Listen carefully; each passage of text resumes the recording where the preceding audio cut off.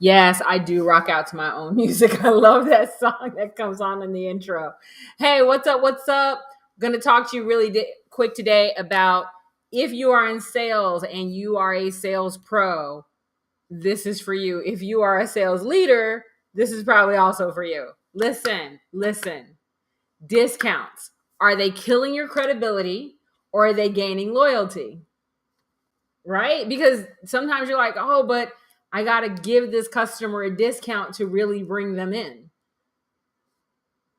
But do you? Is it helping you or is it hurting you in the long run? Yeah, it might be helping your short term numbers, but what's it doing for the long term? I'm going to give you a tip, a really good tip that you can use right now to make that discount pay off. So that way you're not discounting. Just in case you're wondering, well, who in the hell is she? And why does she have the right to tell me what to do with my discount? I got you covered. My name is Donna St. Louis. And besides being the person who created coaching for the sale, specifically for people who are subject matter experts, subject matter experts who have a somewhat complex product to sell and they want to make it seamless and effortless for their customers to buy.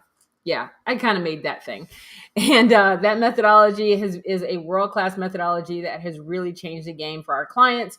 What we have found is that educated customers buy either 30% more and 30% more often. That's a nice little stat.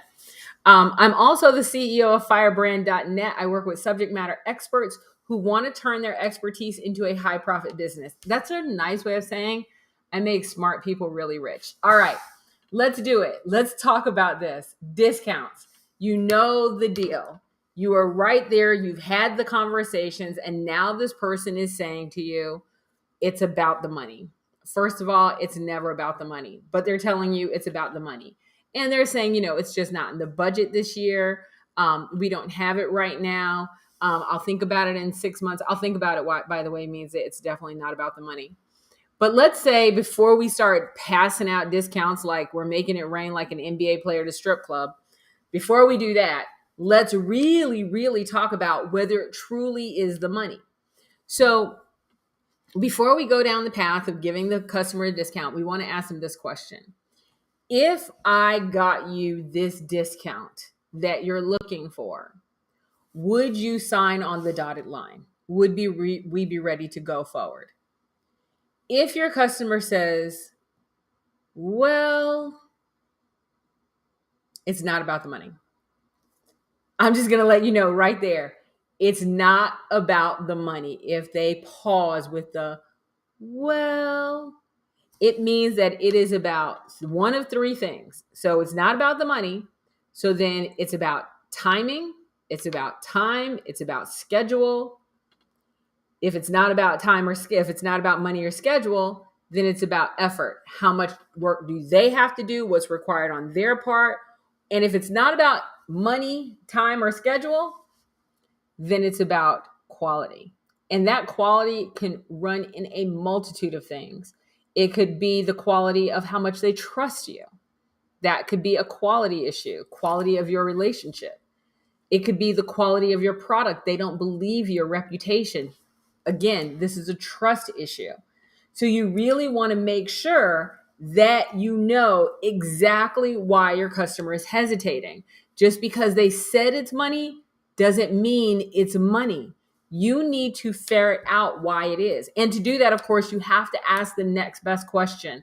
And oh my God, if I get one more sales pro that comes up to me and says, well, these are the list of questions I have, that is not how you ask the next best question. The next best question does not mean interrogate the hell out of my customer. Don't do that. That's not asking the next best question. The next best question is actually something that you do by identifying keywords and knowing what to ask them next, but that's a whole other thing. Let's go back to it. But let's say you've asked this question and it really is the money. It really comes down to the money isn't in the budget this year, or they don't have all of it in the budget this year. You've done all the other little negotiation strategies and they really do need a discount. Okay, at firebrand.net and at donna.com, we don't do discounts and we still don't lose customers. So what do we do and why don't we do discounts? Let me explain.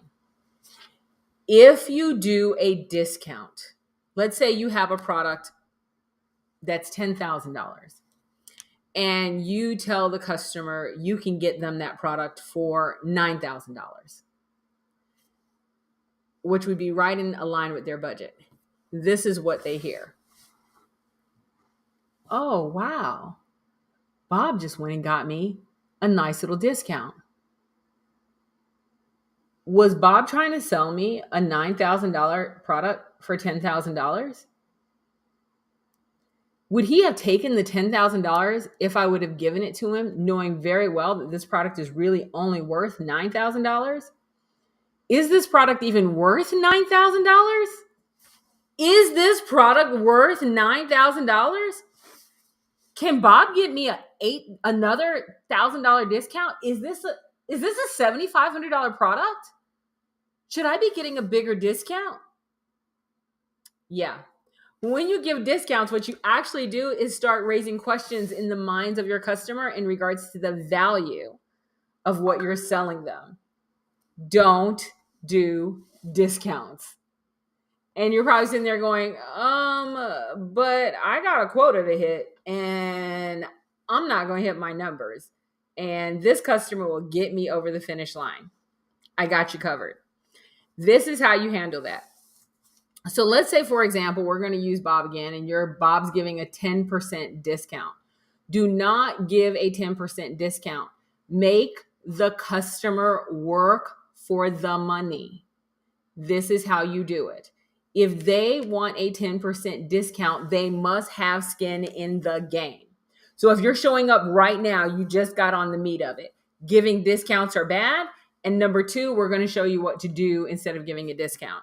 It does not create loyalty. It creates questions and it reduces trust and credibility in the product. It also makes them value the product when you discount. When you discount the price, you discount the value and you increase how much the customer questions the value of the product.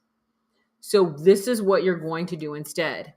You need to incentivize customers. And what I would challenge you to do is have a list of incentives. Let me give you an example.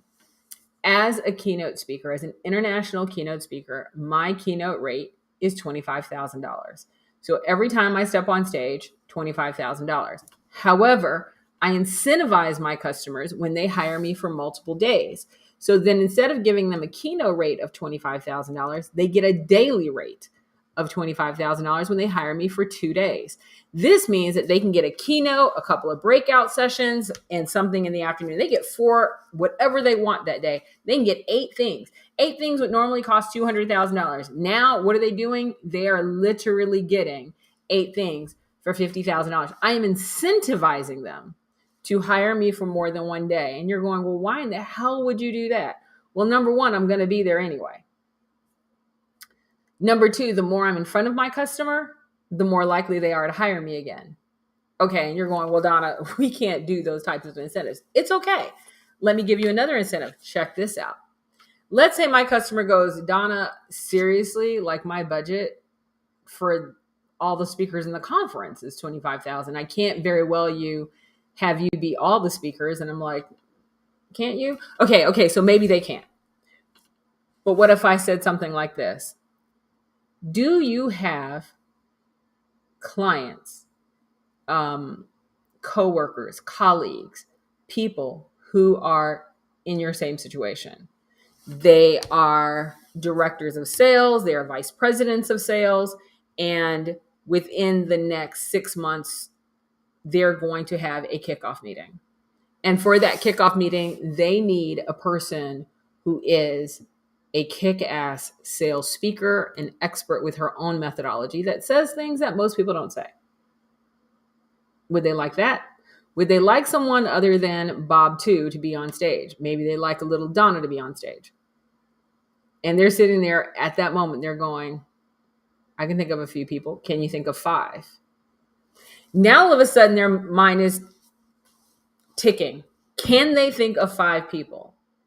Because if they can think of 5 people, I will take $1,000 off of my rate for every person that they came up with. So now we've gone from simple math, $25,000 to $20,000. Why? Because they're going to make 5 introductions. You know what is valuable to someone in sales? A hot lead, a hot introduction. You're going to introduce me to 5 people who you know that can use my services. And I know you're sitting there going, but what if they don't? But what if they do? But what if they do? Okay, so now they just got $5,000 off.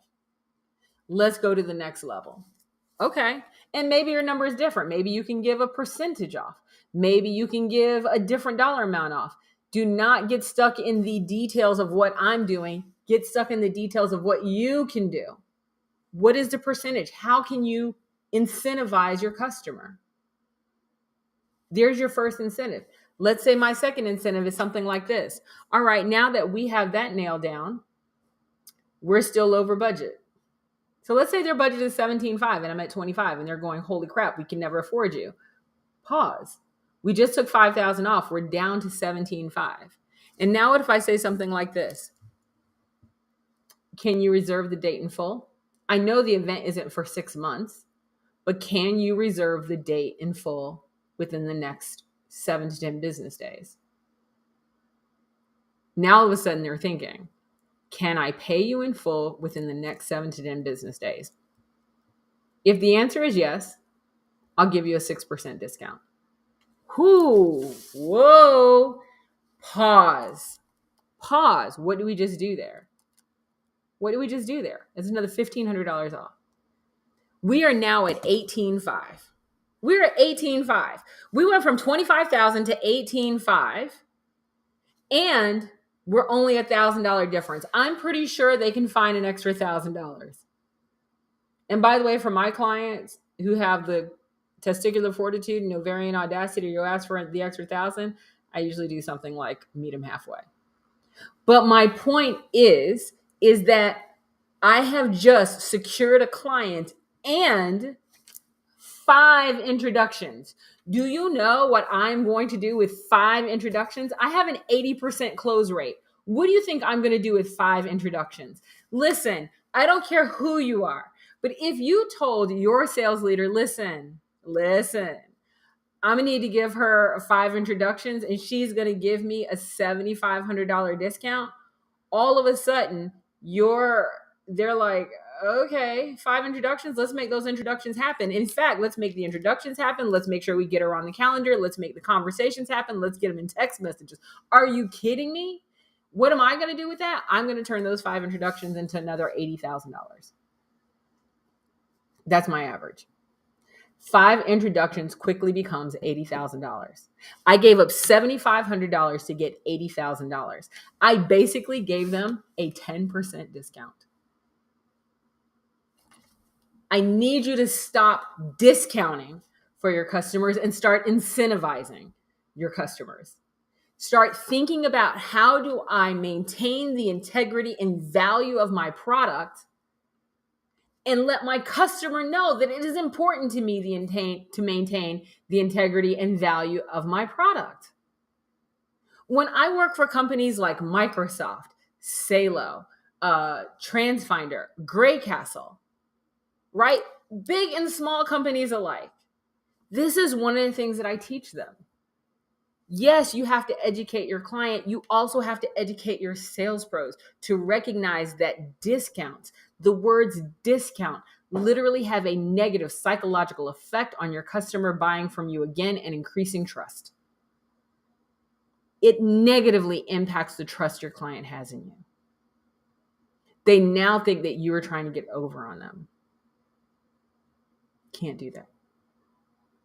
You want to maintain your integrity and your value in the sales process. So don't be so quick to go and run and say, I need a 10% discount, then I'll get this customer. I need a 5% discount, and then I'll get this customer. I need to have a list of incentives. And here's the other thing, and this for my sales leaders. I'm going to call y'all out. It is your responsibility to write down a list of incentives that your sales pros, your elite sales pros can use.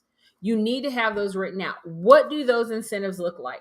My sales team knows 100% what our incentives look like. They're like, okay, we know there's for every conversation, for every introduction, it's $1,000. For payment in full, it's this amount. Like, we have those numbers written out, and now they have the authority to have that conversation. They are not doing that bullshit that we all hate when we go to the car dealership. Yeah, I'm just going to run back here and talk to my manager and see what they say. No, do not make your salespeople have to go and run back and talk to the manager every time. Give them the ability to close the deal. Give them a list of incentives they can use. Tell them what the cap out is on that incentive. And make sure that they are leveraging the hell out of those incentives. If they get 5 introductions, they damn well better be closing 4 of them deals. And I mean 5 strong introductions. It is your job as a sales leader to empower your salespeople to close the deal with your ideal client. And it is the job of the salesperson to stop throwing out discounts like you're an NBA player trying to make it rain at a strip club. Cut it out. Start incentivizing your clients and give your sales pros the power to incentivize those clients. You will increase loyalty. You will increase the number of ideal clients that you have coming into your business. And when you use my methodology, coaching for the sale, you will increase your numbers because you'll have a more educated client who will want to work with you. I'll talk about that next time. Anyway, I hope this was helpful for you. I see you, Barbara. I see you, Kelvin. I see all the people putting comments over in my chat. If you have any questions, please feel free to reach out to me. My website is right there at the bottom. It's Donna.com. And if you are a subject matter expert and you want to turn that expertise into a hell of a lot more money, then you need to get in contact with me, because that's what I do. I'll talk to you guys later. Have a fantastic one. Holla.